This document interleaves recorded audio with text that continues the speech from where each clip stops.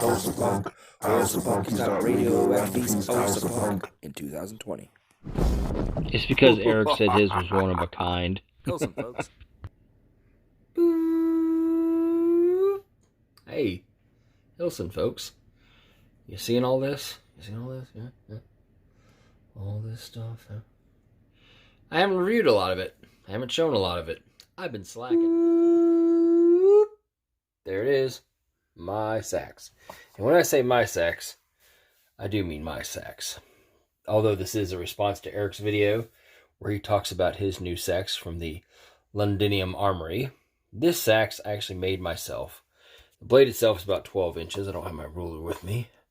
But it is made from just a bar of steel I bought at Lowe's and then took to a belt sander. Now you can see it's got a very thick 1/4 inch blade all the way through. I didn't do any distal taper. Towards the tip there, I did round the edges some. It's not actually sharp on that false edge, but rounded the edges so that it can penetrate more easily on a thrust. The blade still has a lot of scratch marks. You can't really see them as well to the naked eye, but once you put the light and camera to it, you see all kind of crazy scratches in there and such, but gives it character, I think.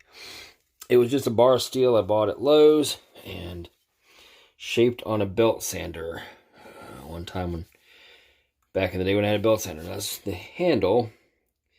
Notice there's kind of a natural guard here, so wind thrust in your hand does not go up the blade.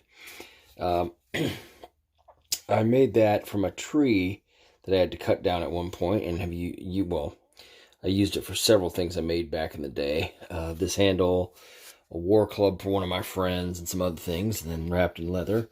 I actually should have sanded down here a little bit more, because you notice my hand does not quite fit around so easily. It's a little bit of a, I don't know if you ever see, well, there you go, kind of see there's a ridge there. I need to probably take off the leather and sand it down much, but I hold it sort of like you would a machete in these two fingers and kind of let the weight of it do the work. Because it is about a 1/4 inch thick all the way up, I didn't put any distal taper in it, so it's got a fair amount of heft to it, but looked similar enough to Eric's that I thought I'd show it. How good is it?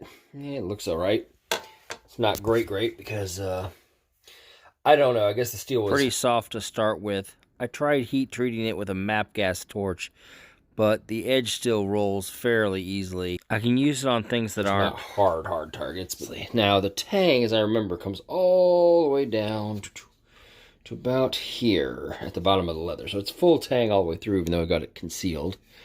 You can see here where the wood has dried over the years and split a little bit, and where I had one slight shim in there before.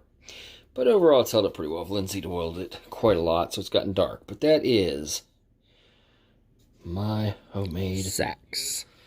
I have still plenty of material to cover, but I also do other videos, so whatever. I'll try to get to more of it soon. Anyway, Hilson, and good night, folks.